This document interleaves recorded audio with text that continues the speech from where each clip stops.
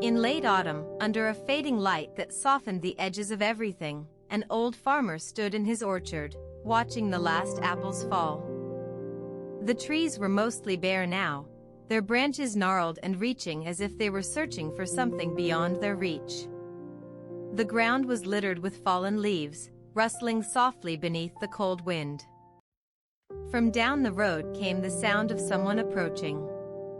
It was a child, no more than 7 years old, carrying a basket that looked too large and heavy for her small frame. She moved slowly, struggling to keep it upright as she walked. The farmer watched until she reached his orchard gate, where she stopped and tried to catch her breath. "Need some help with that," he called out, though already walking toward her. The child's eyes widened at the sudden voice, but then she nodded shyly, setting down her basket on a fallen log beside the gate. The farmer stepped forward, picking up one end of the basket carefully. He looked inside and saw it was full of various fruits, apples, pears, plums, each bruised or damaged in some way. "They're not selling these," she explained, watching him lift the basket easily as though it held no weight at all to him. "No," he agreed softly, "they won't."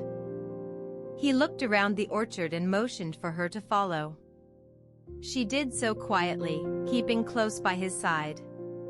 They walked over to a small wooden shed near the center of the trees where she watched him open one of its doors, revealing neatly stacked crates inside. "Want to put these here?" he asked without waiting for an answer, handing her one crate. She nodded again, this time more confidently as if glad to be doing something helpful. The child placed each piece of fruit into a crate with care, mindful not to bruise them further while the farmer watched over her shoulder, guiding her when necessary but otherwise letting her work. When they were done and all the fruits had been sorted, he closed the shed door behind him and turned back towards the little girl. She was looking at her empty basket as though wondering what to do next. He smiled warmly. "Can I keep these?" she asked hesitantly, pointing at 2 small pears that remained unsorted on a nearby table. He nodded and handed them over.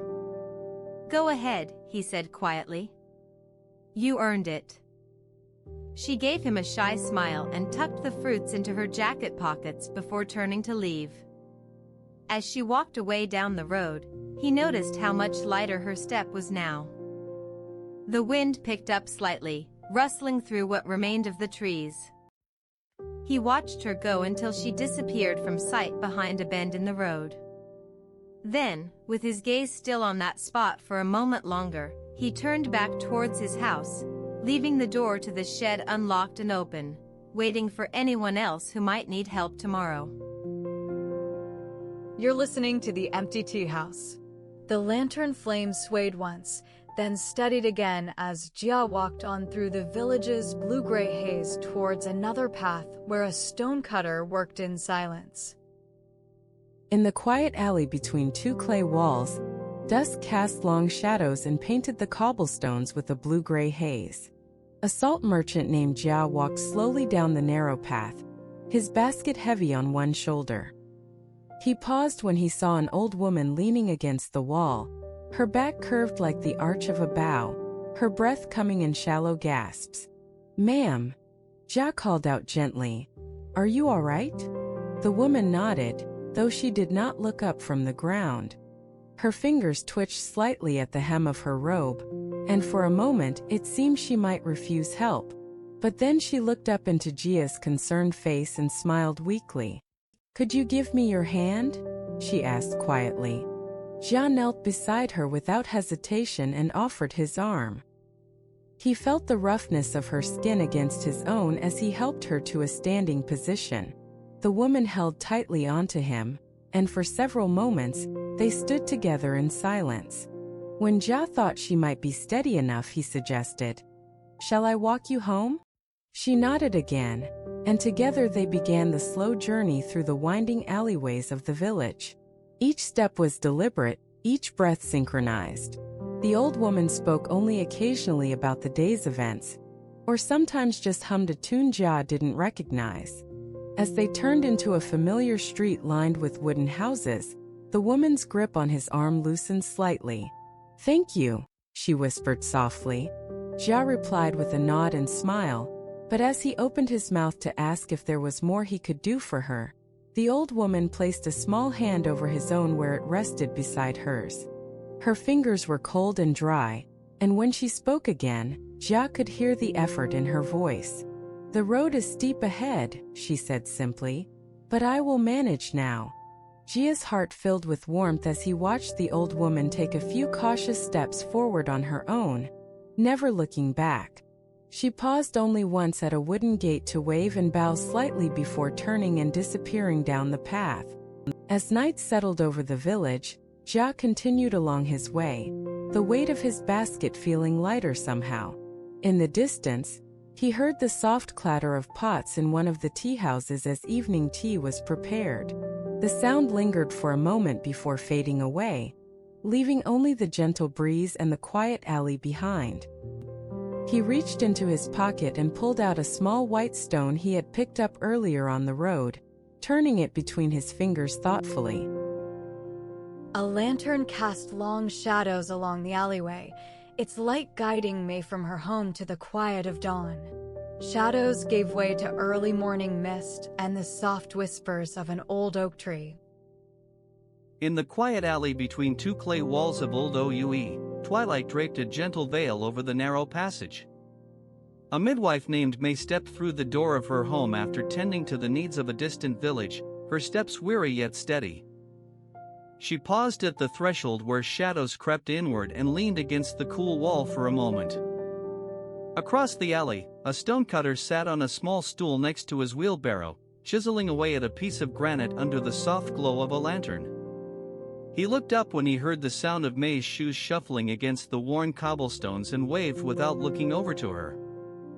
May noticed that one corner of the stonecutter's bench was piled high with discarded flakes of gray rock, each bit shaped by his chisel into a perfect triangle or square.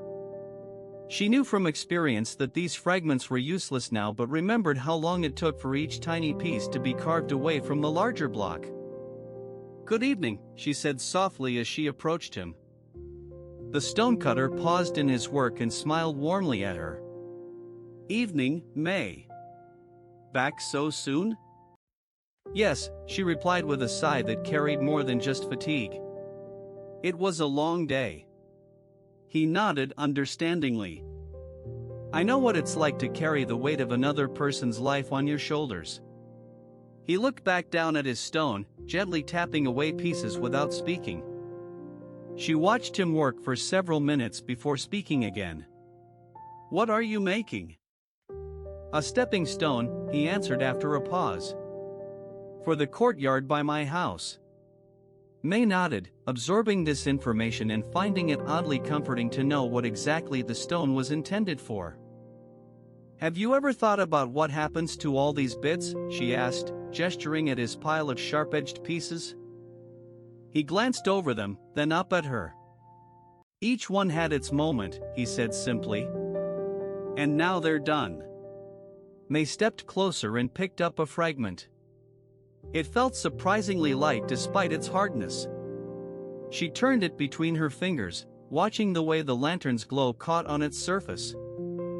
"Doesn't seem fair somehow," she murmured, "that something so strong can be reduced to this." The stonecutter put down his hammer and chisel, turning fully towards her now. He took one of the smaller pieces from the pile and handed it back gently, as if returning a living thing rather than mere rock. "No more or less fair than any other change," he said softly. "Life moves on, May."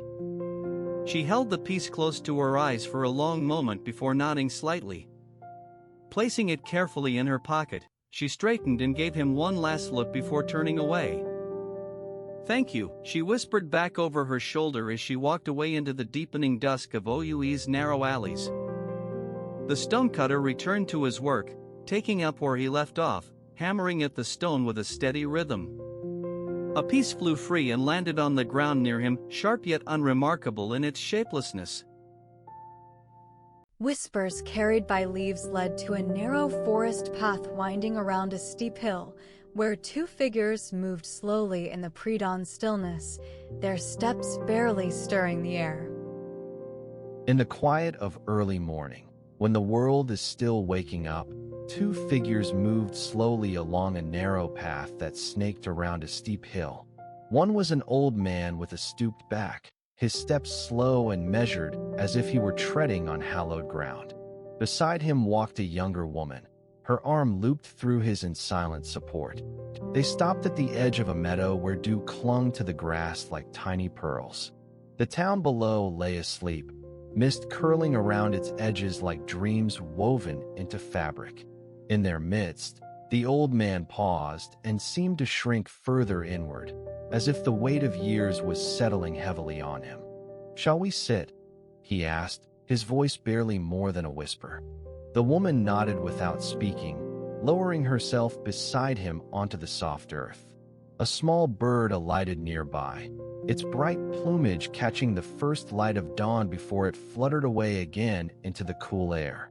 "I've been thinking," the old man began after a moment, his eyes fixed on some distant point across the meadow.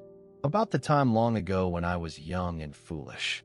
She waited patiently, her hand still resting lightly against his shoulder. "It's hard to remember things clearly after so many years," he continued softly, his gaze now drifting down to the ground beneath them. "But there was one day. It stands out like a knife in my memory." His fingers twitched slightly at the joints, as if recalling something painful but necessary. "I hurt someone very dear to me then," he went on quietly. "Just a careless word spoken too harshly. And I've lived with that ever since, wondering what might have been different if." The woman turned to him then, her eyes soft and understanding in the early light. "Sometimes it's enough just to know we tried," she said gently, her words like a balm on old wounds. "That even when we fail, there can still be something beautiful."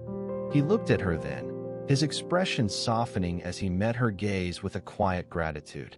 "I've never told anyone this before," he murmured after another pause. "But it's like a burden lifted from me just now." She smiled warmly and squeezed his hand reassuringly. "Perhaps that's all we need sometimes, just to share our burdens, if only for a moment." Her voice held a note of quiet certainty. As the sky began to lighten further, they rose together slowly, dusting off their clothes with care. The old man placed his hand on her back gently as she turned to face him once more. "Thank you," he said simply, before turning to walk down towards the town. She watched him go for a moment before following at a respectful distance, her thoughts turning inward in reflection and quiet peace.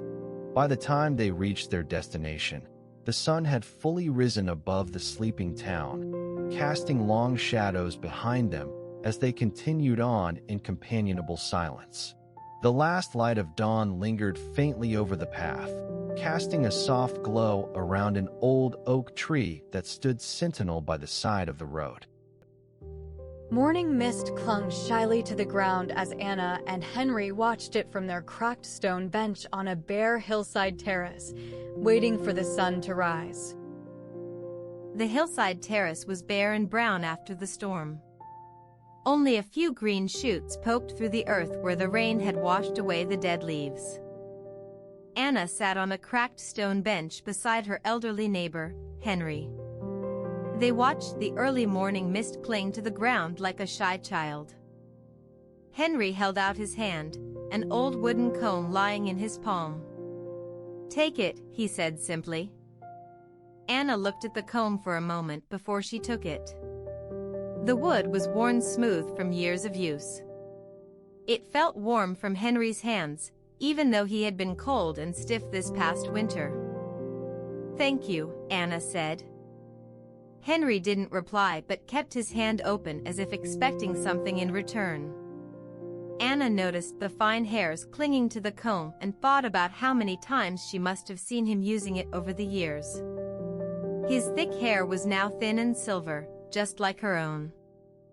She offered him a smile but did not say anything more. She held the comb close for a moment before setting it down on the bench between them.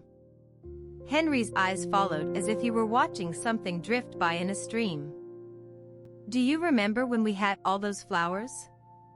Anna asked, trying to fill the quiet space between them. Before everyone moved away. Henry nodded slowly. "I used to pick you a bouquet every Sunday," he said. The memory seemed clear and easy for him, like a familiar path through the woods. But Anna could feel it growing dim. "I still have that vase in my kitchen," she told him. A sudden chill made her shiver slightly, and Henry reached over with his other hand to pat hers. It was a gentle, lingering touch, as if he wanted to warm them both up again. "You should think about selling the house, you know," Anna said softly. "It's so quiet here now." Henry looked out at the empty terrace, then back at her. A small bird landed nearby and began to peck at something on the ground with tiny rapid movements that seemed frantic yet peaceful all at once. Henry watched it for a long time before speaking again. "Maybe I will," he said finally. Anna thought she saw a flicker of relief cross his face, but perhaps she imagined it. The bird flew off and the terrace was still once more. As they sat there side by side, the early light began to warm their bones. Anna's eyes strayed to Henry's hand again, now closed in his lap as if shielding something precious from view. She thought about picking up the comb but decided against it this time. Instead, she reached out and took hold of Henry's hand instead. It was thinner than before but still strong underneath her fingers. Together they sat quietly on the old stone bench, watching the world wake around them. A sparrow chirped softly beside them, its song echoing through the quiet morning as dawn's light spread over the old village and beyond. The tea house closes for the night. Until tomorrow.